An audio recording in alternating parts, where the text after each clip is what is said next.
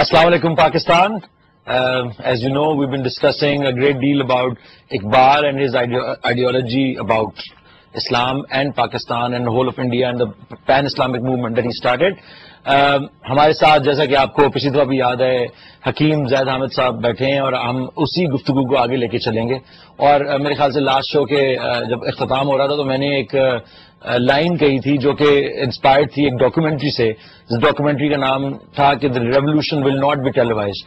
یہ ڈاکومنٹری ایک ساؤتھ امریکہ کے ایک ملک وینزویلا کے صدر کے بارے میں ہے, ہوگو شاویز, جس کے اوپر ایک پوری جو نیو ورلڈ آرڈر کی پریشر ہے, ان کی ایک آئل اکانومی ہے اور ان کو کیسے اس کو ہٹایا گیا. تو وہ ایک ایسی ڈاکومنٹری تھی جس میں بتایا گیا تھا کہ کس طرح ان کو پاور سے ہٹایا گیا, پریزیڈنٹ کی کرسی سے اتارا گیا, لیکن لوگوں نے, وینزویلا کے لوگوں نے لاکھوں کی تعداد میں آ کے سڑکوں پہ آ کے ایک ایسا مطالبہ کیا جس کو کہ نہ تو نیو ورلڈ آرڈر والے یا وینزویلا کی اپنی ملٹری جو کہ بکی ہوئی تھی اس وقت ان سارے عناصر کے ہاتھوں, وہ اس ویو کو روک نہیں سکے. لیکن افسوس سے یہ کہنا پڑتا ہے کہ کبھی بھی وہ واقعات, وہ جو 4 دن یا 6 دن کا جو ایک پیریڈ تھا, وہ ہمارے ویسٹرن میڈیا میں کبھی بھی, جو ہماری میس میڈیا ہے اس کے اوپر کبھی بھی اس کا کوئی بھی ذکر کبھی نہیں آیا.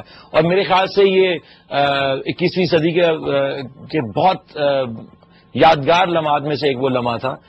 تو اس لیے, اور اس ڈاکومنٹری کا نام انہوں نے ظاہری بات ہے بڑے ایک فنی انداز میں رکھا تھا کہ the revolution will not be televised. But in this case I would say it again and again, کیونکہ حکیم صاحب بھی بیٹھے ہیں ہمارے ساتھ, کہ this revolution will be televised. Last show پہ جو ہم نے باتیں, جہاں تک ہم نے ڈسکنیکٹ کیا تھا, اس میں بات یہاں تک پہنچی تھی کہ 1907 تک ہم پہنچ چکے تھے اور اقبال کی فارمیشن کے اوپر بات چل رہی تھی کہ علامہ اقبال کی جو فارمیٹو ایئرس ہے اور اب جب ان کی تھاٹ پروسیس جو ہے وہ فارمولیٹ ہو رہا تھا, وہاں تک پہنچے تھے اور آج ہم اس کو آگے لے کے چلیں گے. آپ لوگوں کے ایس ایم ایسز, آپ لوگوں کی ای میلز ہمیں مل رہی ہیں اور ہم ان کو انکلوڈ کر رہے ہیں اپنے ٹکر نیچے جو آپ دیکھ رہے ہیں. اور اگلے آنے والے شو میں ان سوالوں کے ہم پورا ایک ڈیٹا بیس بنا رہے ہیں اور ان سوالوں سے آپ کو اگلے شو میں ان سارے سوالات پہ روشنی ڈالی جائے گی. لیکن آج ابھی ہم فی الحال ایک بیک گراؤنڈ بلڈ کر رہے ہیں اس پوری موومنٹ کی. زید احمد صاحب, کیسی طبیعت آپ کی؟ اللہ اس کا. آپ یہ جو ایک ہفتہ جو پیچھے اس شو کے دوران تھا, اس کے دوران مجھے بہت سارے لوگوں نے بہت ساری باتیں کہیں. میرے اپنے کچھ کزنز ہیں, بھائی لوگ, دوست لوگ ہیں.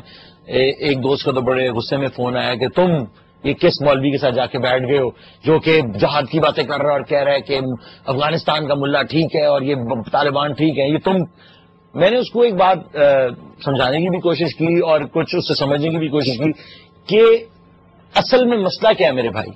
کیا تم اپنی جو تمہاری ذات کا جو تشخص ہے, جو ہماری ایک پہچان ہے, اسلام, یا ہم ایک مسلمان گھرانے میں پیدا ہوئے ہیں جس کو ہم نے ساری عمر ایک طرح سے بیک برنر پہ رکھا ہوا ہے, because it doesn't really fit in to our everyday routine. جو چیزیں ہمیں ماڈرن دنیا میں آفر کی جا رہی ہیں, جو جس قسم کی زندگی ہمیں آفر کی جا رہی ہیں, تو کیا یہ وجہ ہے کہ اسلام کی آئیڈیالوجی تمہاری اس زندگی میں فٹ نہیں آ رہی؟ کیا تمہیں اپنی بیوی کو پردہ کرانے میں مشکل ہو رہی ہے, یا کیا وجہ ہے؟ تو مجھے اس بات کی اس وقت تک یہی سمجھ آئی کہ یہ لوگ جو ہیں, یہ کیونکہ آبویسلی ان کا بھی قصور نہیں, کیونکہ they were born into a time جب یہ سب چیزیں جو ہیں, ہمیں نہ تو ہمارے ماں باپ نے کوئی اتنا زور لگا کے بٹھا کے سمجھایا کہ نہیں یہ ویلیوز, ظاہری بات ہے وہ ویلیوز ہمارے اندر ہیں اس وقت, اسی لیے ابھی تک ہم یہاں بیٹھے ہوئے ہیں. تو یہ ویلیوز کیونکہ ایک طرح سے ایلین لگنے لگ گئی ہیں کیا اب, اور جو ہمارے ملک میں ہی جو لوگ باتیں کر رہے ہیں کہ نظام عدل لایا جائے یا یہ کیا جائے وہ کیا جائے, جیسا کہ ہمارے ملک کے اندر یا اور بھی کسی ملک کے اندر انسٹیٹیوشنز جو ہیں, جو اسٹیبلشمنٹ ہے, it feels the common man. In absence of all that, a common man will always look for an alternative, which is ہماری ریلیجیس آئیڈیالوجی ہمیں وہ دیتی ہے. تو میں آگے چل کے شو پہ ان باتوں کے اوپر بھی میں آپ کو ایک کامنٹ بتا رہا تھا, ان سارے ہمارے جو 2 شو چل چکے ہیں ان کے بارے میں, کہ یہ لوگ اس قسم کی اب باتیں کر, اور which is I think is a great start. اور let's go back to where we left off last. یہ جو بات آپ نے اپنے دوست کے سوال کا جواب دیا, ہم اقبال کی ڈاکٹرن کو آج لے کر آپ سے بات اسی لیے کر رہے ہیں کہ لیٹس برنگ دم آن. جی جو پرابلمز ہیں، جو ایشو ہے ملک اور قوم کے، آؤ بات کریں اس کے اوپر. And we'll talk to you in the light of doctrine of Iqbal. بالکل. کیونکہ اقبال سے بڑا تھنکر اور فلاسفر آپ نے نہیں پیدا کیا، انسانیت نے 20ویں صدی میں نہیں پیدا کیا. اور اگر آپ نے کسی انسان کی گریٹنس یا اس کی عظمت کو دیکھنا ہو، علی عظمت کو بھی، جی آپ نے اگر کسی انسان کی گریٹنس کو دیکھنا ہو، آپ کو یہ دیکھنا ہوتا ہے کہ وہ کتنی ہوپلیس انوائرمنٹ میں پیدا ہوا ہے. ٹھیک. When the going is good then everybody is going, but only when the going is tough it's the tough who gets going. جی بالکل. تو انسان کا کیلیبر اس وقت پتا لگتا ہے کہ جب ہوپلیس سچویشن ہو، جب اس کی سروائیول انسٹنکٹ اس کے، جب ایک فرد، ایک سوسائٹی، ایک معاشرے کی بات نہیں ہو رہی ہے، ایک پوری تہذیب کی تباہی ہو رہی ہے. یعنی 19 سینچری کے اینڈ میں، 19 سینچری کا اینڈ وہ ٹائم ہے کہ جب مغل تو ختم ہی ہو چکے ہیں، خلافت عثمانیہ تباہ ہونے والی ہے. حکیم صاحب ابھی بھی تو اسی قسم کا ٹائم چل رہا ہے. ابھی اس وقت میں ایسے لوگ کیوں نہیں نکل رہے؟ کیونکہ ہماری جو لوگ، جو انسان مینوفیکچر کیے جا رہے ہیں، میرے مطابق، میں یہ اپنے آپ کے بارے میں بھی سمجھتا ہوں کہ I am also a manufactured being rather than spiritual being. جو میری نیچرل انسٹنکٹس جو ہیں، جو میں ان کو بہت پیچھے چھوڑ رہا ہوں، یا ان کو اتنا میں نے دبا دیا ہے کہ اب شاید میں وہ جو اب ایک ڈسپلیسڈ فیل کرتا ہوں یا آؤٹ آف پلیس، اور وہ جو وائڈ ایک کلاسیکل ویسٹرن جو اس کو کہتے ہیں نا، I am empty inside and I have this void, and you think you can fill it up with getting a girlfriend اور ایکسپینسو کار اور بائنگ اے ہیوج ہاؤس اور going around the world and meeting the people. وہ void جا نہیں سک رہا. دیکھو اب یہ مجھے بتاؤ کہ کیٹ اسٹیونز ایک پاپ سنگر تھا، جی، اور جب وہ 1970s کے شروع میں بیمار ہوتا ہے تو اپنا پورا عروج، پوری شان، پوری دولت، پورا سب کچھ چھوڑ کر وہ یوسف اسلام کیوں بن جاتا ہے؟ واٹ ہیپنز ود ان ہم؟ جیسے آپ نے وائڈ کی بات کی ہے، اس وقت کیوں پورے یورپ میں اور امریکہ میں اس تہذیب کو جو اپنی گلیمر اور ڈیزل میں مقابلہ نہیں کر سکتی ہے، but why people are going for spirituality? کوئی دین، کوئی بدھزم کی طرف جا رہا ہے، کوئی ہندوازم کی طرف جا رہا ہے. اسلام از دا فاسٹسٹ اسپریڈنگ ریلیجن. انسان آج کے پچھلے 150-200 سال میں جو انڈسٹریل ایج آئی ہے، اس میں انسان نے بہت سے کام انڈسٹریل لیول پہ کیے ہیں. یہ تباہی و بربادی بھی انڈسٹریل اسکیل پہ کرتا ہے، جی، اور انسانوں کی ماس پروگرامنگ بھی انڈسٹریل اسکیل پہ ہوتی ہے میڈیا کے ذریعے. پوری قوموں کو انسان کی تاریخ میں کبھی اتنا بیوقوف اور احمق نہیں بنایا گیا جتنا اب بنایا گیا. بالکل. اور بن رہے ہیں اور ایک طرح کے جس کو کہتے ہیں سحر، یہ میجک ہے، کمپلیٹ میجک. اس سامری از میجک کہ جو پوری قوم کو ایسا مسحور کر دیتا ہے کہ انسان کی آنکھیں چندیا جاتی ہیں، ڈیزل ہو جاتے ہیں، بلائنڈ ہو جاتے ہیں. آپ کو نظر ہی کچھ نہیں آ رہا ہوتا سوائے اپنی ذاتی سیلف ایگزسٹنس کے، یا اس میٹرکس کی جو دنیا آپ نے ایجاد کر لی ہوتی ہے. So what I am coming to you is کہ 19 سینچری کے آخر میں مسلمانوں کا جو حال تھا، جو اس مسلمانوں کا زوال تھا، اس کے ساتھ ساتھ آپ ذرا ویسٹ کو بھی دیکھیے. We need to get things into perspective کہ what build Iqbal, what made him, and why Iqbal is relevant today. ہم آج کے پاکستان کو اقبال سے کیوں ریلیٹ کر رہے ہیں؟ ہم اس کے لیے قائد اعظم کو بھی ریفر کریں گے، این میری شمیل سے بھی پوچھیں گے، ہرمن ہیس سے بھی پوچھیں گے. They are the greatest of the people in their own fields and domains. بالکل. کہ جنہوں نے مغربی تہذیب، فلسفی، اس کی لٹریچر، اس کی سویلائزیشن کو قریب سے دیکھا ہے، اور وہ اقبال کے بارے میں کیا کامنٹس دیتے ہیں. لیکن اس سے پہلے ہم آپ کو تھوڑا سا 19ویں صدی کے آخر میں جب لے کے جاتے ہیں کہ دس واز دا ٹائم. اگر آپ ویسٹ کو دیکھیے تو پورے ویسٹ میں بھی سب سے بڑا تصادم اور فساد جو برپا ہو چکا تھا کہ separation of church and state. Church and state. انہوں نے، چونکہ عیسائیت پیچھے رہ گئی تھی، عیسائی پادریوں نے پچھلے کئی سو سال کے اندر اپنے آپ کو جدید سائنس اینڈ ٹیکنالوجی کے ساتھ آراستہ نہیں کیا، پیچھے رہ گئے. اور اسپینش انکویزیشن کے بعد اسپین میں جو انسانوں کو زندہ جلایا کرتے تھے، یعنی پریکٹیکلی جو آج سواد کے طالبان کر رہے ہیں وہ اسپینش انکویزیشن میں وہ کیا جاتا تھا. بالکل. By the dark ages for Christianity and most of Europe also. اور اس حالت میں جب انسانوں کو زندہ جلاتے تھے اسٹیکس کے اوپر، اور انسانوں کو وچ ہنٹنگ اور یہودیوں کو مار رہے ہیں، اور وہ ایک ہولناک سچویشن یورپ میں تھی، تو یورپ کے لوگوں نے تنگ آ کر دین سے کہا مذہب سے تو جان چھڑاتے ہیں. اینڈ جو کہ فائنانسنگ، فنڈنگ، کنٹرول ریاست کا سارا روتھشائلڈ بینکرز کا تھا. تو this concept of separation of state was actually implemented by the state کہ آئندہ چرچ کو ریاست کے امور میں جگہ نہیں دی جائے گی، مذہب الگ ہے، حکومت الگ ہے. اور اس تصور کو جب پروموٹ کیا گیا تو پھر اس کے بعد تو دیر واز نو مورالٹی، یعنی اخلاقیات کے سارے بند توڑ دیے گئے. یعنی ہر وہ شرعی، ہر وہ اخلاقی، ہر وہ مورل حدود کہ جو صدیوں سے انسان کے وجود میں بسا کرتی تھیں. لیکن جب چرچ جب پالیٹکس میں ملوث تھا، ملوث میں لفظ یوز کر رہا ہوں، کافی ہیوی ورڈ ہے، اس وقت کے لوگ یہ کہتے تھے کہ وہ زیادہ کرپٹ سسٹم تھا. چرچ آف انگلینڈ کا بننا اور وہ ساری corrupt church when they will be involved with a corrupt king تو دیٹس ڈبل جیوپرڈی. اس وقت تو دوہرا نقصان ہوگا. لیکن اس کا مطلب یہ نہیں ہے کہ سیاست کو دین سے الگ ہونا چاہیے.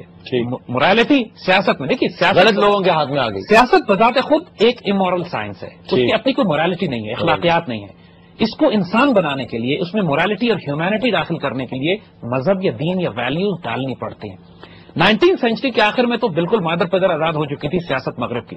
نتیجتاً یہ ہوا کہ ڈارونزم، ایک کانسیپٹ کو Darwinism started to come into, اس قسم کے سارے ازم جو مذہب الگ ہو گیا تو وہ سارے کانسیپٹ پروموٹ کیے جانے لگے جن سے پریکٹیکلی انسانیت کی اتنی تذلیل ہوئی کہ جو ذلت آج تک making for very long time, very long time, وہ 100 سال سے اس کو ازمز کو تیار کر رہے تھے. انسان کو یہ بتا دیا گیا کہ تم بنیادی طور پر بندر اور جانور ہو، تمہارا اوریجن اینیملسٹک ہے، تمہارا مقصد حیات اینیملسٹک ہے، تمہاری ساری زندگی کا مقصد سینشل پلیجرز ہے، دنیا کی ضروریات کو پورا کرنا ہے، جس میں اخلاقیات اور مورالٹی کی کوئی گنجائش نہیں ہے. یہ تو یورپ کا حال 19ویں صدی کے آخر میں شروع ہوا. دیٹ واز دا پیریڈ جب کیپٹلزم اپنے عروج پہ پہنچ رہا تھا، جب انسان کو یہ بتایا جا رہا تھا کہ سب کچھ پیسہ ہے، جتنا پیسہ تم جمع کر سکو اتنا بہتر ہے. You can buy religion, you can buy religion and you can buy happiness, پیسے سے خرید سکتے. Religion you can pay for your future sins, go to a priest and pay for your future sins. And جو Darwinism کی جو theory تھی، اب بہت سارے سائنٹسٹ اس چیز کو جھٹلا رہے ہیں کہ جو ڈارون کی جو تھیوری تھی اس کو زبردستی امپلیمنٹ کیا ہے towards the end of his own life. Darwin didn't even believe in his own ideology. We're going to take a break and we're going to come back to the show.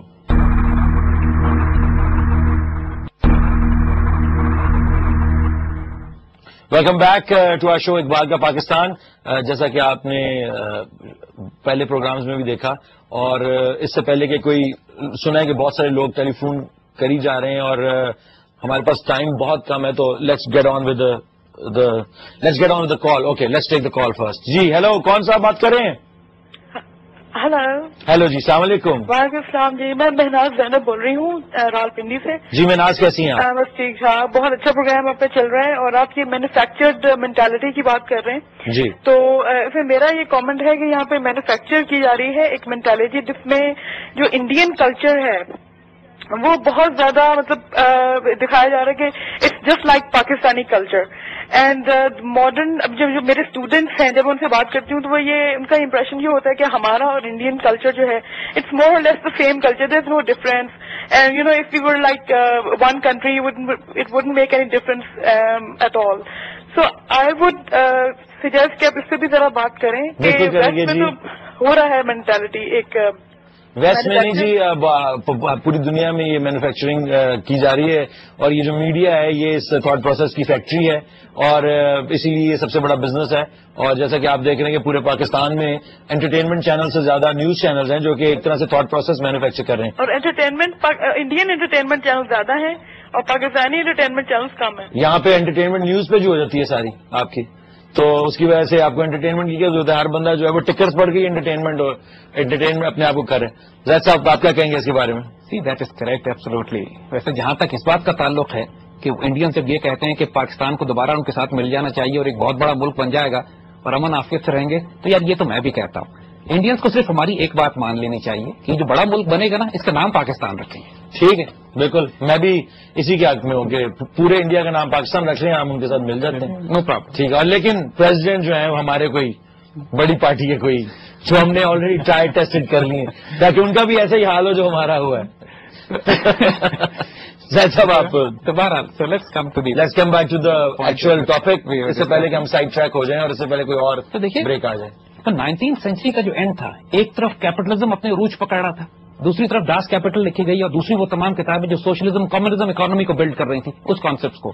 That was the time جب پوری دنیا میں practically free masonry was taking its roots in meso form. ہر ملک میں ان کے مختلف نام تھے. ترکی میں ینگ ٹرکس کے نام سے انہوں نے اپنے آپ کو خلافت کو کمزور کرنے کے لیے مرکز بنایا اپنا. مختلف جگہ پہ ریوائولسٹ موومنٹس کے نام کے اوپر ان فری مسونک موومنٹس نے چاہے ویسٹ میں بھی اور ایسٹ میں بھی اپنے آپ کو ری گروپ کرنا شروع کیا. بیکاز 20th سینچری کی بگننگ اگر آپ ہسٹوریکلی بھی دیکھیے was to be watershed جس میں یہ پورا سسٹم ایکسپلوڈ کرنا تھا. انہوں نے اس کی تیاری 19ویں صدی کے آخر میں یہ کر رہے تھے. اسی دور میں اگر آپ جیوگرافیکلی دیکھیے تو ویسٹ کی جو انڈسٹریل کولونیل فورسز تھیں ان کو میسو انویژن انہوں نے ایسٹ کی طرف کی ہوئی تھی. سارا فوکس ان کا ایسٹ کی طرف تھا. اور سوئس کینال بنتی ہے اسی دور میں 1860 اس میں شروع ہوتی ہے, تقریباً 1880 وغیرہ تک سوئس کینال مکمل ہو جاتی ہے. تو ویسٹرن پاورز کے لیے مسلمانوں کے ہارٹ لینڈ میں سے ہوتے ہوئے راستہ بنا کر پورے انڈیا, مڈل ایسٹ اور فار ایسٹ تک پہنچنا ان کے لیے آسان ہو جاتا ہے. یعنی فرام آل پرسپیکٹوز آپ اکنامیکلی دیکھیے, ملیٹریلی دیکھیے, آئیڈیالوجیکلی دیکھیے اور from control of water ways and global strategic assets کی بات کیجیے, the west was on the rise. ایک ڈومینیٹنگ فورس کے طور پہ مسلم ورلڈ کو انگیج کر رہا ہے, چاروں طرف سے گھیرتا چلا جا رہا ہے. اوپر سے رشیا نیچے اترتا چلا آ رہا ہے, ادھر سے برٹش امپائر, کولونیل فورسز, افریقہ پریکٹیکلی ساری کی ساری یورپین پاور جو ہے, بیلجیم جیسا چھوٹا ملک وہ کانگو کو جا کے پکڑ لیتا ہے اور لڑائیاں کر رہے ہیں, وہاں جا کے لڑ بھی رہے ہیں, اپنی جنگیں وہاں لڑ رہے ہیں وہاں. اور پورا یورپ اس وقت خونریز جنگوں میں مصروف بھی آپس میں بھی, اور ساتھ ساتھ they are fighting for the colonial lands also. اس صورتحال میں جب مسلمان دنیا پریکٹیکلی ڈیوسٹیٹ ہو چکی ہے, یعنی میں آپ کو الطاف حسین حالی انڈیا میں مسدس حالی لکھی انہوں نے, جو پریکٹیکلی مرثیہ ہے مسلمانوں کے زوال کا. اور اس وقت مسلمانوں کی حالت اگر آپ نے دیکھنی ہے تو وہاں کے جو اس وقت کے اسکالرس تھے تو ان کی زبان ہی سنتے ہیں کہ لیٹ سی دی انوائرمنٹ جو تھی. I would like to quote from here. حالی کا ایک بڑا انٹرسٹنگ انگلش میں کوٹ ہمارے پاس ہے, which says the Muslim nation is devastated. Those who were in power now live in disgrace. Those who were leading an honorable life are in dust. Knowledge has vanquished and religion is there only in name. Everyone is crippled by the chains of customs and rituals. Ignorance and blind following is paramount. The prosperous class that could help the nation is in oblivion. The ulama who can play a greater role in reforming the nation are ignorant of the needs and welfare of the nation. Every class of Muslim society, their traders, their scholars, their military, their political power, their ideology is in dust. یہ 19th century کے آخر تک ہمارا حال ہو چکا تھا.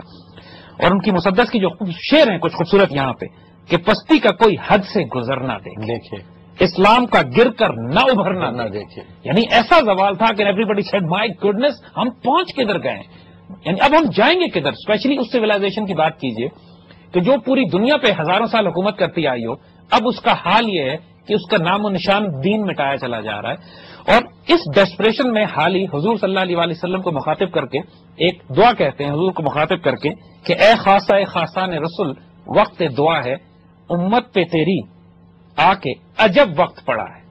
یعنی ایسا وقت ہے کہ مسلم تھاٹ پروسیس, مسلم اسکالرز, مسلم دانشور, وہ تمام مسلمان کہ جو لیڈ کر سکتے تھے, دے ور ان کیوس اینڈ کنفیوژن. اس دور میں دو بڑی موومنٹ شروع ہوتی ہیں مسلم ورلڈ میں.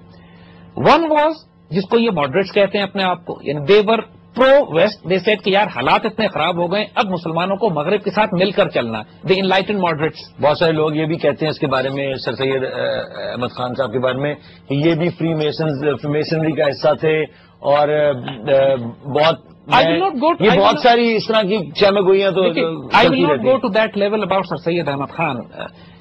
آئی consider him a generally sincere man, he tried his best, لیکن اپولوجیٹک تھے. اس وقت کا جو سرکمسٹانسز تھے, جو انوائرمنٹ تھے, اس میں کچھ سمجھ بھی آتی ہے بات اسی کہ جو مسلمان زیادہ پڑھ لکھ گیا یا مغرب سے زیادہ متاثر ہو گیا, اس کے تو ہاتھ پاؤں جواب دے جاتے تھے کہ مغرب پہ آگے اب ہم کیسے اسٹینڈ لیں. جو سمجھ گیا ہو گیا یہ ان کی ویسٹرن, اور جو بغیر اسپرچولیٹی کے اور بغیر ویژن کے بات کرے گا, اور جو بغیر جس کے پاس وہ اسٹرانگ اسپرچل بیس نہ ہو, اور انٹلیکٹ کے بیس پہ اگر آپ ان پرابلمس کو ریزالو کرنے لگیں گے تو you will get into state of panic and chaos. یہی ہوا. And depression. جو آج بھی ہمارے لوگ خاصے پریشان ہو رہے ہیں پاکستان کے ساتھ کیا ہوگا, اس پہ ہم آگے آئیں گے کہ انشاءاللہ ٹھیک ہو جائے گا, فکر نہ کریں.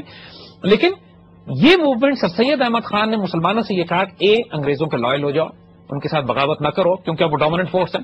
دوسرا, سیاست میں حصہ مت لو, کیونکہ سیاست میں تم حصہ لوگے تو انگریزوں سے پھر لڑائی شروع ہوگی تمہاری, بیکاز انگریز آلریڈی تم سسپیشس ہیں. آن دی ادر ہینڈ ایک دوسری موومنٹ شروع ہوتی ہے مسلم ورلڈ میں, جمال الدین افغانی اس کو لیڈ کرتے ہیں, and that was called the first pan-Islamic movement in a period when Muslims were under a downfall. Jamaluddin Afghani was born in Badakhshan, Afghanistan کے علاقے سے تعلق رکھتے تھے. But genuinely he was a visionary, a thinker, an idealist. ان کی خواہش یہ تھی کہ مسلمان مگر خلافت کا انسٹیٹیوشن قائم رہے, کہ اگر مسلمانوں کا پولیٹیکل مرکز سینٹر آف گریوٹی ٹوٹ گیا تو پھر مسلمانوں کو بچانے والا کوئی نہیں, بیکاز خلافت باقی تھی اس وقت, سلطنت عثمانیہ باقی تھی. اینڈ ہی کوڈ سی کہ خلافت عثمانیہ جو ہے وہ تباہ کر آہستہ آہستہ تباہ ہو جائے گی. Then there will be a genuine crisis. ابھی ہی تھاٹ کہ اگر مسلمانوں میں پولیٹیکل تھاٹ پروسیس ریوائو ہو جاتا ہے اور خلافت مضبوط رہتی ہے تو وہ مصر گئے. اس زمانے میں ان کے ٹریولز امیزنگ ہیں. He went to Egypt, he went to Iran, he went to Turkey, he went to Russia. اور رشیا جا کے انہوں نے زار سے بات کی کہ سینٹرل ایشیا میں تم علاقوں پہ جو تم نے قبضہ کر لیا یہاں پہ اگر تم مسلمانوں کے اوپر ہلکا ہاتھ رکھو اور تھوڑی کنسیشن دو, نماز وغیرہ پڑھنے کی اجازت دو, تو میں مسلمانوں کو انگریزوں کے خلاف تمہاری مدد کے لیے اکٹھا کر سکتا ہوں. And he was travelling. It was a larger political game because he realise کہ برٹش امپائر کو روکنے کے لیے رشیا کے پاس جانا, بیکاز گریٹ گیم تھا اس زمانے میں. کیوں نہیں ان کی جو یہ ساری چلی موومنٹ کامیاب نہیں ہوئی؟ ریزن بینگ ایک تو مسلمان لیڈرز جو انڈیا میں, افغانستان میں, ایران میں یا مصر میں اس وقت موجود تھے ان میں وہ کیلیبر ہی نہیں تھا کہ اس بڑے کھیل کو کھیل سکتے. ٹھیک. اور جو خلافت عثمانیہ بک چکے تھے, وہی بات کیلیبر نہیں تھا انہیں کسی بھی حوالے سے. دوسرا جو خلافت عثمانیہ تھی وہ خود اتنی کمزور ہو چکی تھی کہ وہ اس بڑے گیم میں اب پارٹیسپیٹ نہیں کر سکتی تھی. Jamal uddin Afghani was born at wrong time actually, and the man was energetic, he had a vision. اب مسلم ورلڈ میں پرٹیکولرلی انڈیا میں دو موومنٹ ساتھ ساتھ چل رہی تھی. One was Jamal uddin Afghani movement, other was سر سید. اور مسلمان یوتھ دونوں سے متاثر ہو رہے تھے, کچھ اس طرف چلے گئے کچھ اس طرف. But there was certain category also which took the best of both the worlds. And one of them said کہ یار انگریزی تعلیم حاصل کرو لیکن کانسیپٹ پین اسلامک ہونے چاہیے. And Iqbal was turning out to be one of those. With that, we're going to go for a break. Once we come back, we're going to carry on.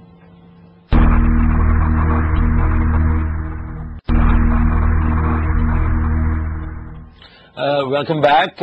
جیسا کہ آپ کو پتہ ہے کہ ٹیلی vision کے کچھ اصول ہیں, کچھ ان کی اپنی روایت ہیں. جن روایتوں میں سے ایک جو مجھے بہت زہر لگتی ہے وہ یہ ہے کہ بار بار بریک پہ جاتے ہیں. We try not to take a break and not break the train of thought, کیونکہ آئی ایم شیور کہ اور obviously there is another menace call, the phone calls. Let's take this phone call. جی hello. جی السلام علیکم. وعلیکم جی. کون سا بات کر رہے ہیں؟ میں جی شکیل ناصر لاہور سے بول رہا ہوں, ایڈوکیٹ ہائی کورٹ ہوں. جی سر, کیسے ہیں آپ؟ خیریت سے؟ جی اللہ کا شکر ہے. بالکل. کیا کہنا پسند کریں گے آپ؟ جی میں زاہد احمد صاحب سے کچھ کوشچن کرنا چاہتا ہوں. جی پوچھیے. کہ جی ماشاء اللہ بڑے اچھے خیالات ہیں. اقبال کا پاکستان پہ یہ بولتے ہیں اور واقعی اقبال کا پاکستان ہونا چاہیے, لیکن جیسے ہمارے ہاں سوشل ایونز ہیں اور جس طرح ہم نہ ریسرچ میں ہیں, یہاں پہ ہر چیز میں ملاوٹ ہے, میڈیسن جعلی میزنگ ہے, تو ہم سے کیسے دنیا کی امامت کا کام لیا جائے گا؟ صرف یہ بتا دیں مجھے کہ ایک وہ قوم جس میں دودھ خالص نہیں ہے, میڈیسن خالص نہیں ہے, کوئی کام دفتروں میں نہیں ہوتا, عدالت کرپٹ ہے, سب کچھ کرپٹ ہے, اور وہاں صرف لوٹ مار ہو رہی ہے, مافیا حکومت کر رہے ہیں, ڈفرینٹ مافیاز, تو وہاں کیسے ہم سے امامت کا کام لیا جائے گا؟ مطلب کیا اللہ تعالیٰ کرپٹ لوگوں کو امامت کا کام لے گا کرپٹ لوگوں سے؟ مطلب اللہ تعالیٰ جو اچھے لوگ ہیں, جو اخلاق والے ہیں, جو پیور فوڈ دیتے ہیں اپنی عوام کو, جو جسٹس دیتے ہیں, ان کو اللہ تعالیٰ ذلیل کرے گا, اور پاکستانی جو بالکل ہی اخلاقی پسی پہ چلے جائیں ان سے امامت کا کام لیا جائے گا. بس میرا یہ کوشچن ہے. بہت شکریہ جی آپ کا سر. میں اگر آپ کو حکیم صاحب تو اس کا اوبیسلی جواب دیں گے, لیکن میں بھی آپ کو اس کا ہلکا سا جواب دے دیتا ہوں کہ یہ جو پستی آپ جس کی ہم بات کر رہے ہیں یہ میرے خیال سے سسٹمیٹکلی کریٹ کی گئی ہے, اور یہ صرف پاکستان میں نہیں, یہ پاکستانی فینومینا نہیں ہے. یہ اگر آپ دنیا میں کہیں بھی جائیں تو آپ کو اس سے بھی زیادہ میرے خیال سے مجھے یہ لگتا ہے کہ پاکستان کے لوگ پھر بھی بہت زیادہ اویئر ہیں اور اپنی ویلیوز کو ابھی تک تھامے بیٹھے ہیں کسی طریقے سے. بہت حد تک یہ کہنا آپ کا بالکل سچ ہے کہ جو سسٹم ہے وہ کرپٹ ہے, انسٹیٹیوشن کرپٹ ہیں آپ کے, اور یہ انسٹیٹیوشن رکھے ہی ان جگہوں پہ لا کے اس لیے گئے تاکہ اس پورے سسٹم کو کرپٹ رکھا جائے, تاکہ اسٹیٹس کو قائم رہے اپنی جگہ پہ. میرے خیال سے زید صاحب اس کے برعکس کوئی سوچ رکھتے ہوں گے, آپ کو بتائیں گے. جی سر آپ کیا کہیں گے؟ دیکھیے علی, بات بالکل ٹھیک ہے. اللہ تعالیٰ گھٹیا اور کمینوں سے تو کام لے گا نہیں. صحیح. مطلب اللہ تعالیٰ ابھی تو لے رہے ہیں. اللہ تعالیٰ کی بھی چوائسیز ہیں, وہ بھی اپنا کرم خوبصورت لوگوں پہ کرتا ہے. تو جس قوم کے بارے میں بشارت اور خوشخبری دی جا رہی ہے کہ لیا جائے گا کام اس سے دنیا کی امامت کا، وہ کام ہے تو پاکستانی، ہیں تو یہی لوگ، پھر اس کا حل کیا ہے؟ اس کا حل یہ ہے کہ یہ پاکستانی یا تو اپنی حرکتوں اور حالتوں کو بدلیں گے یا پھر اللہ اس قوم کو تبدیل کر کے نئی نسل پیدا کرے گا۔ اسی کچرے میں سے، اسی غلاظت میں سے وہ خوبصورت نسل نکلے گی اور نکلی۔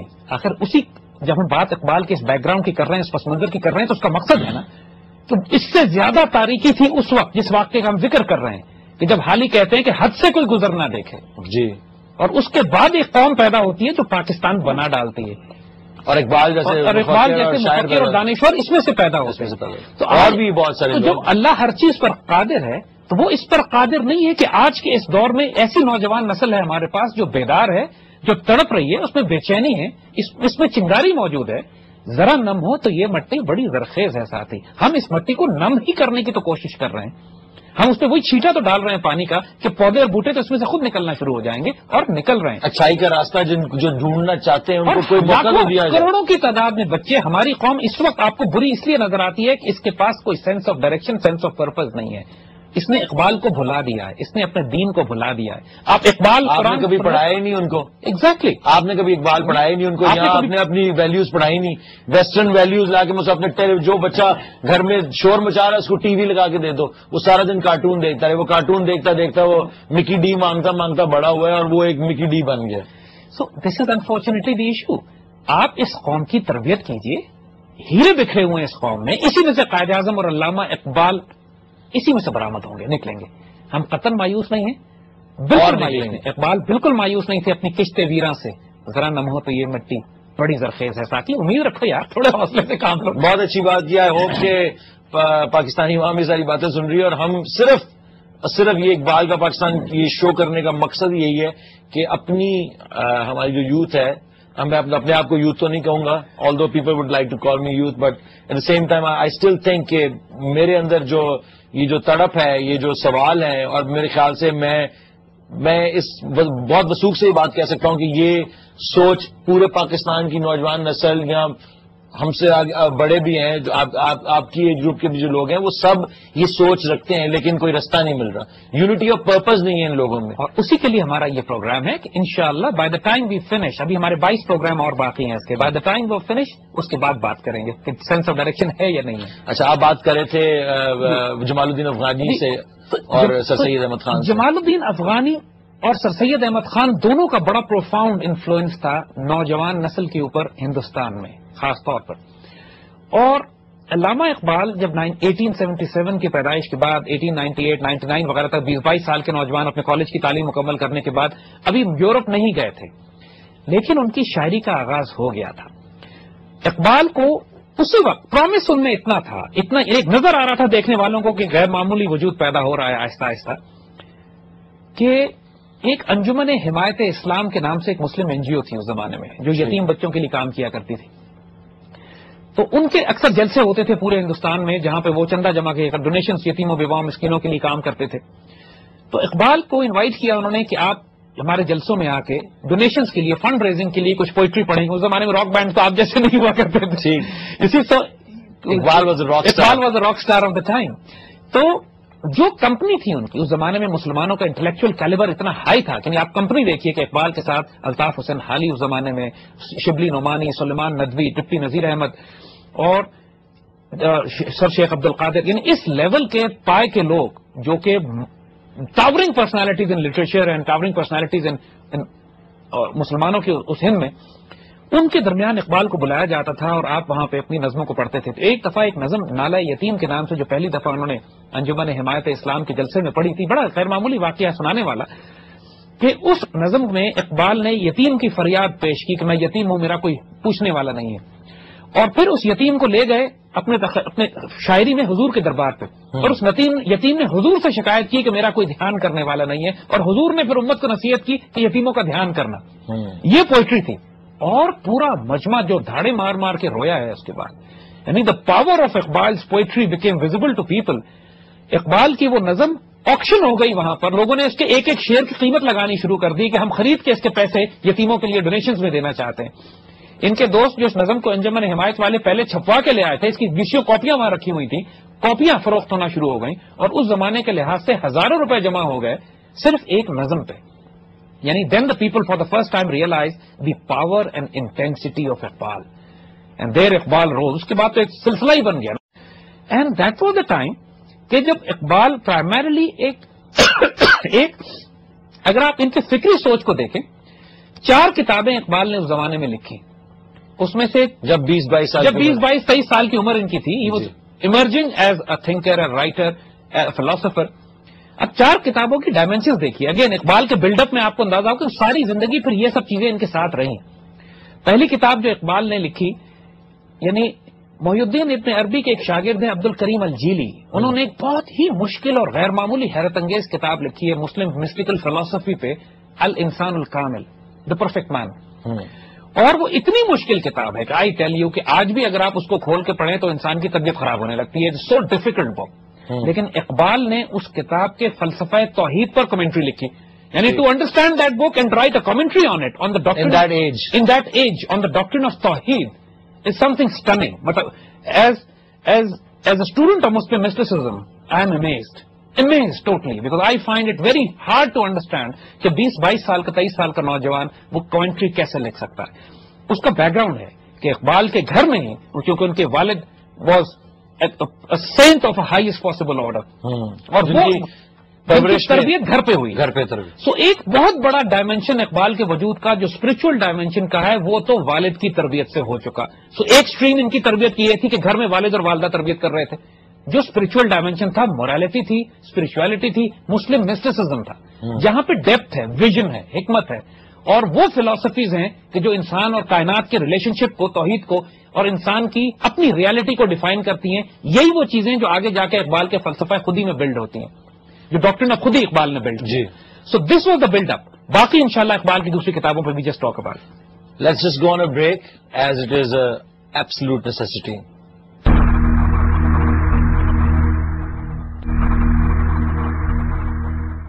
Welcome back. جیسا کہ بار بار انٹرپشنز ہو رہی ہیں، ٹیلی فون کالز آ رہے ہیں، لیکن میں اتنا زیادہ انٹرسٹڈ ہوں حکیم صاحب کی باتوں میں کہ I would rather not take a break اور فون کالز. تو اگر آپ لوگوں کو یہ بات کھٹک رہی ہے تو پلیز معاف کیجیے گا، کیونکہ ابھی ہم ایک بہت زبردست ٹاپک پہ ہیں اور جو پہلی 4 کتابیں انہوں نے لکھی تھی ان کے بارے میں بات کریں. پلیز حکیم صاحب. تو think the first and the most profound impact on اقبال's personality، جس نے فلسفہ خود ہی بلڈ کیا آگے جا کے، جو اسپرچل ڈائمینشن ہے اقبال کے سارے کلام کی، اس کا بیک گراؤنڈ تو آپ کو یوں مل جاتا ہے کہ وہ والد کی تربیت سے شروع ہوتا ہے. اور وہ شیخ عبد الکریم الجیلی کی اس کتاب انسان کامل کو پڑھنے کے بعد، اس کی انٹرپریٹیشن کے بعد، you knew once anybody read that book you know کہ اس کی ڈائریکشن کہاں جائے گی. یہ تو پھر کاسمک ہے، مطلب اب وہ اپنے آپ کو کسی ایک محدود ایلیمنٹ میں تو بند کر ہی نہیں سکتا ہے. اس کتاب کے ڈائمینشنز اتنے مسٹیکل، حیرت انگیز ہیں کہ they take you into a different world all together. اس کے بعد ورڈ انفائنائٹ بیکمس فائنائٹ، یعنی there is no such thing as limit after this. تو اسپرچل ڈومین میں جو اقبال کی پرواز ہے وہ تو ہمیں اکنامک، سوشو اکنامک. دوسری کتاب انہوں نے 2 کتابیں ٹرانسلیٹ کی. ایک کتاب انہوں نے برٹش پولیٹیکل ہسٹری پہ کی کہ پوری برٹش ہسٹری کے اس کے عروج و زوال کیا تھی اور سترہ. So he got to understand western civilization very well. انہوں نے اس کو اردو میں ٹرانسلیٹ کر کے یہاں کے لوگوں کے لیے کیا. تیسری کتاب جو انہوں نے ٹرانسلیٹ کی، it was on political economy, کہ کس طرح سیاست اور اکانومی آپس میں انٹر ریلیٹڈ ہے، جس کی وجہ سے وہ سارے کیپٹلزم اور کمیونزم اور ان کے تمام کے سارے ایلیمنٹس کو وہ سمجھ پائے کہ جو modern economic systems were coming in to place, اس کو سمجھنے میں ان کو بہت بڑی مدد ملی. جی.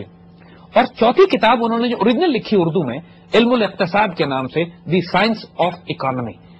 And to understand this he understood the concept of paper currency کیا ہے، کرنسی کا ویلیو کیا ہے معاشرے میں، کرنسی پیسہ، flow of money, wealth, distribution of wealth, وہ سارے سسٹم جس کی وجہ سے اکنامک آرڈر بنتا ہے، اس کو انہوں نے ایڈریس کیا. اور یاد رکھیے گا کہ 22-23-24 سال کا اقبال ہے، یہ youngster actually, and he has stretched himself to these domains. یہ کلیئر ہو گیا تھا کہ آگے جا کے Iqbal will be a philosopher.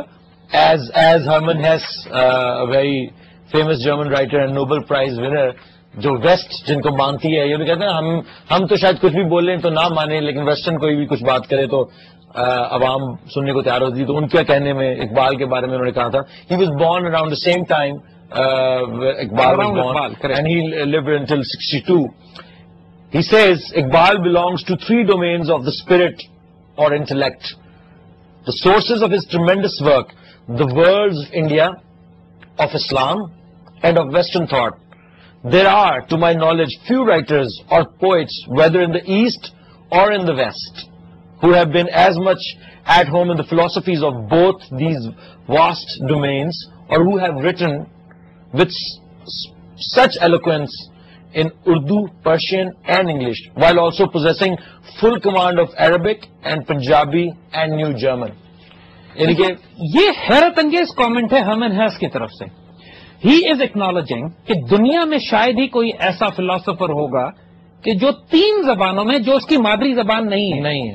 Iqbal کی مادری زبان پنجابی تھی, وہ اردو, انگلش اور پرشین میں اتنی گہرائیوں پہ اور اتنے واسٹ موضوعات پہ جا کے اتنے گہرے موضوعات پہ جا کے بات کر رہے ہیں کہ دنیا میں کوئی فلاسفر, تھنکر, ہسٹورین ایسا نہیں پیدا ہوا جس نے یہ کر کے دکھایا ہو. اس کے بعد کہ وہ عربی بھی جانتے تھے, پنجابی بھی اور جرمن بھی. اور یہی کمال اقبال کا, جو ہم نے کہا نا, ایک طرف پولیٹیکل اکانومی ہے, ایک طرف پیور اکانومی ہے, ایک طرف ہسٹری ہے, ایک طرف میٹا فزکس ہے, مسٹیسزم ہے, اور لنگوسٹکس, لینگویجز. اقبال کا عروج ان سارے ڈومینس میں تھا, اور اسی وجہ سے کہیں وہ زبانیں پڑھایا کرتے تھے, بعد میں he became a teacher of languages, کہیں became a teacher of philosophy, کہیں became a teacher of economy, معاشیات بھی پڑھائی انہوں نے, اینڈ کہیں became a teacher of history. اور this was the fascinating build up of Iqbal. ایک طرف تو اس ایرا میں کہ جب پوری دنیا میں مسلمان زوال ترین حالت میں موجود ہے, Muslim political, economic, military, ideological thought process disintegrate ہو رہا ہے. ہر طرف آخری مسلمانوں کی چٹان رہ گئی تھی خلافت عثمانیہ, وہ بھی زوال پذیر تھی. یورپ اپنی تمام قوتوں کے ساتھ اپنے عروج کی طرف جا رہا ہے. اور اس دور میں کہ جب کوئی تصور نہیں کر سکتا تھا کہ کوئی ایسا مسلمان پیدا ہوگا جو انڈیپینڈنٹ تھاٹ پروسیس رکھتا ہوگا, اس دور میں اقبال کا ایمرج کرنا ایک غیر معمولی کانسیپٹ ہے. شروع میں ان کا دیکھیے, ہر انسان چاہے وہ ابراہیم علیہ السلام اللہ کے نبی کیوں نہ ہو, ان کا توحید کی طرف پروگرس سلولی تھا. ابراہیم علیہ السلام نے بھی جب پہلے ستاروں کو دیکھا تو انہوں نے کہا یہ میرے خدا ہے, پھر چاند کو دیکھا کہا یہ میرا خدا ہے, پھر سورج کو دیکھا کہا یہ میرا خدا ہے, پھر جب وہ بھی ڈوب گیا تو کہتے نہیں میرا خدا اللہ ہے. See everybody had a progressive thought process, یا ایک ان میں ایک تبدیلی آتی ہے over period of time.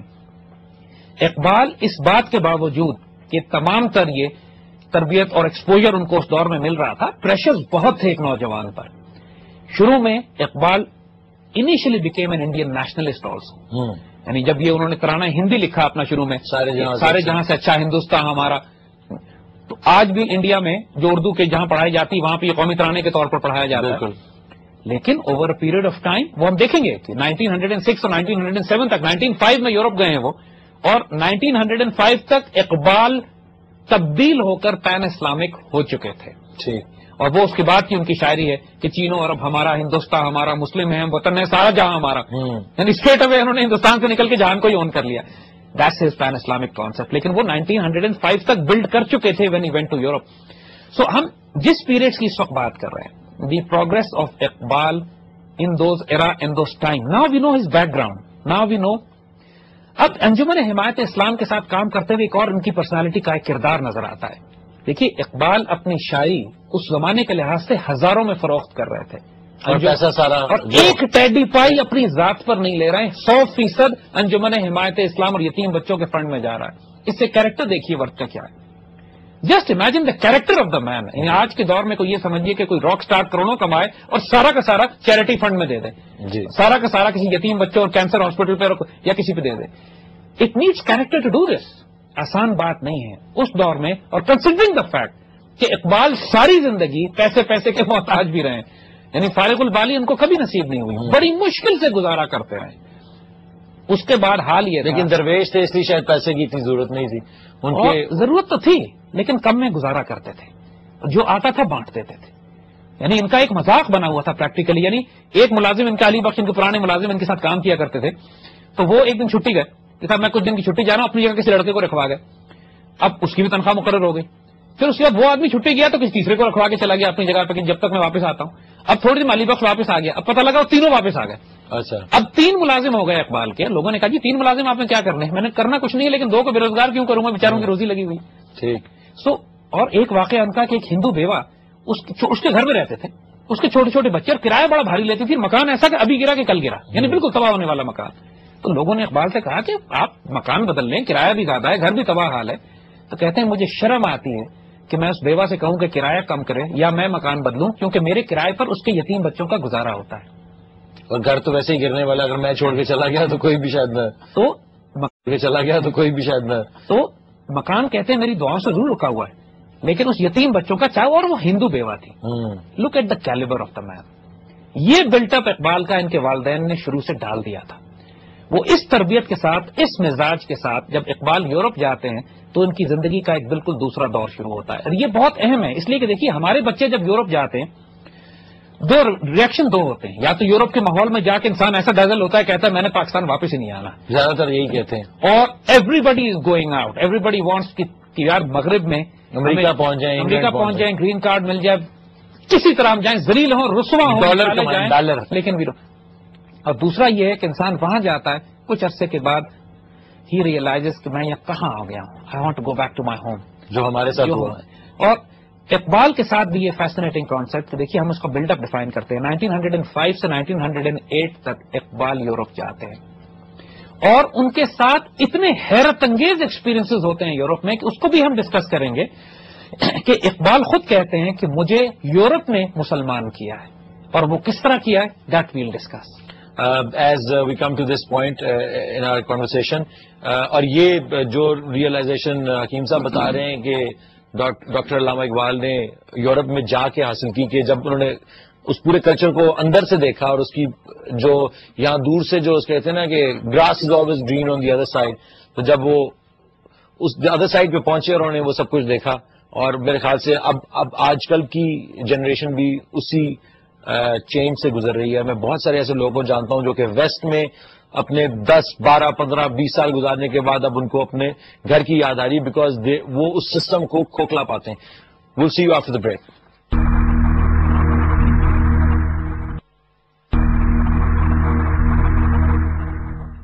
Welcome back.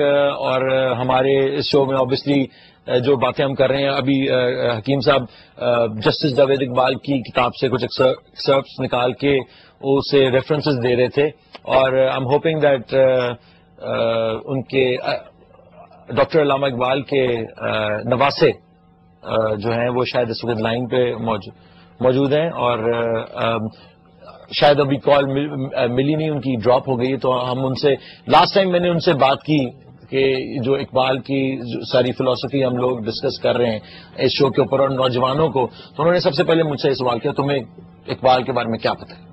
میں نے ان کو کہا کہ جی absolutely nothing.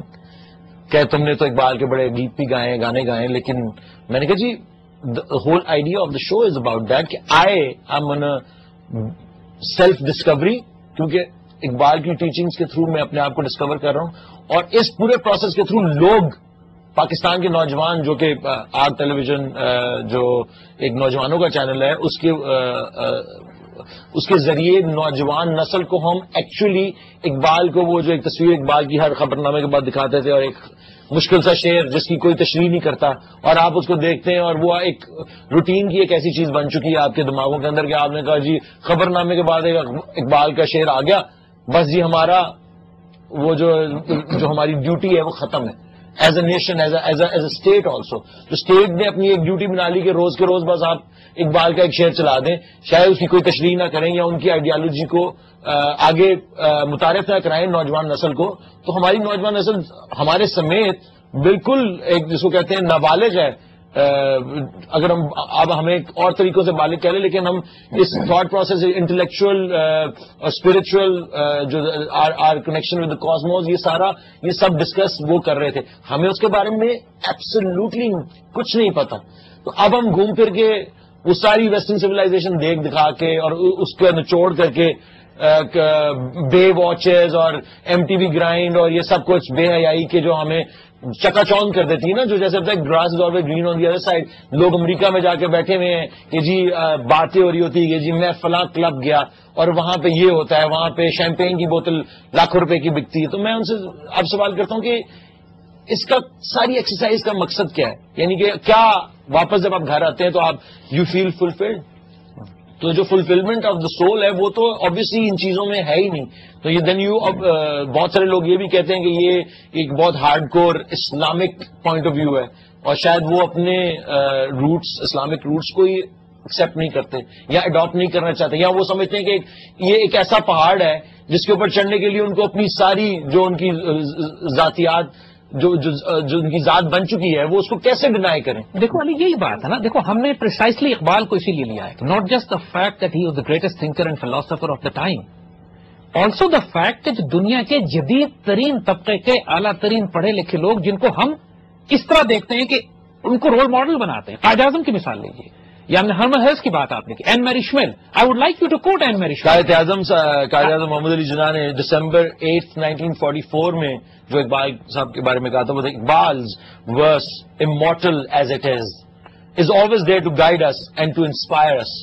His poetry, besides being beautiful in form and sweet in language, presents to us a picture of the mind and heart of this great poet.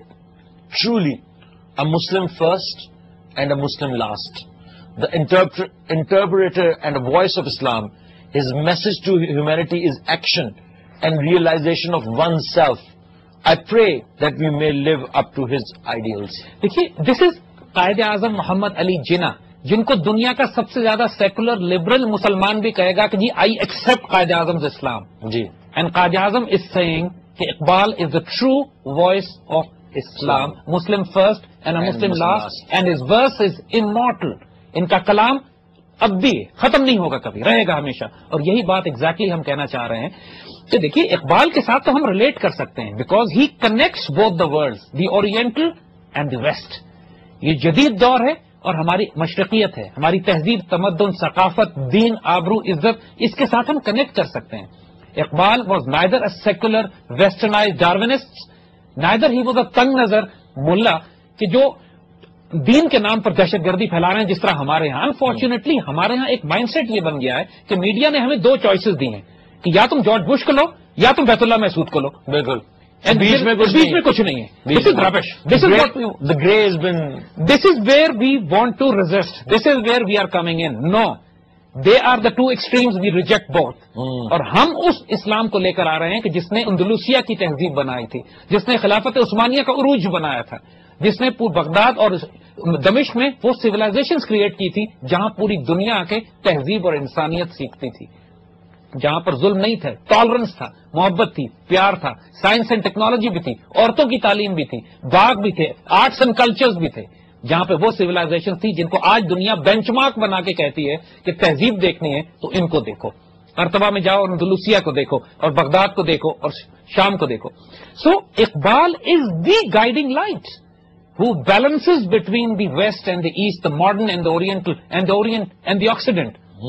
اس کا جو کمال ہے اقبال کا, اور کوئی وجہ ہم چاہیں گے کہ آپ یہاں پہ این میری شمیل کو بھی کوٹ کر سکے. اگر obviously این میری شمیل جو تھی, حکیم صاحب نے خود اس بات کو ایڈمٹ کیا کہ she was the only other woman that his wife wasn't jealous of. اور انہوں نے کہا تھا, مجھ سے وعدہ لیا تھا کہ میں ٹیلی ویژن پہ یہ بات نہیں بولوں گا, نہیں تو یہ آج گھر میں نہیں جا سکتے. But professor N Marie Shamil جو ہے 1922 سے لے کے 2003 میں ان کی وفات ہوئی, اور وہ بہت دفعہ پاکستان آئی, اور مجھے ان کا آنا یاد بھی ہے, اور ان کے نام پہ لاہور میں ایک سڑک بھی ہے. اور مجھے نہ اس وقت بچپن میں ان کی کوئی سمجھ نہیں تھی کہ وہ کیا بات کر رہی ہیں, اقبال کیا بات کرے, لیکن ان کے لیے میرے دل میں کچھ عجیب سی ایک محبت سی تھی. What she says about Iqbal is an ideal example of what history of religion calls a prophetic type of experience, sharing with his co-religionists the infinite possibilities inherent in the words of Quran. Rereading and studying Iqbal as I have constantly opens insights. I have found expressions in his poetry which 25 years ago would have been taken as utopic and certainly not as relevant to humanity as they are today. جو یہ بات 20ویں صدی کی greatest orientalist N Marie Shamil ہیں, جو مغرب کی طرف سے جن لوگوں نے اسلام کو یا مشرق کو اسٹڈی کیا ہے. Anne Marie Schimmel is the greatest of them all. And as you said کہ پاکستان آتی تھی, ہمارے ساتھ ان کا وقت گزرتا تھا, اور ہم بیٹھ کے اقبال پر بات کرتے تھے. And when she gives this certificate to Iqbal, I think we should respect this.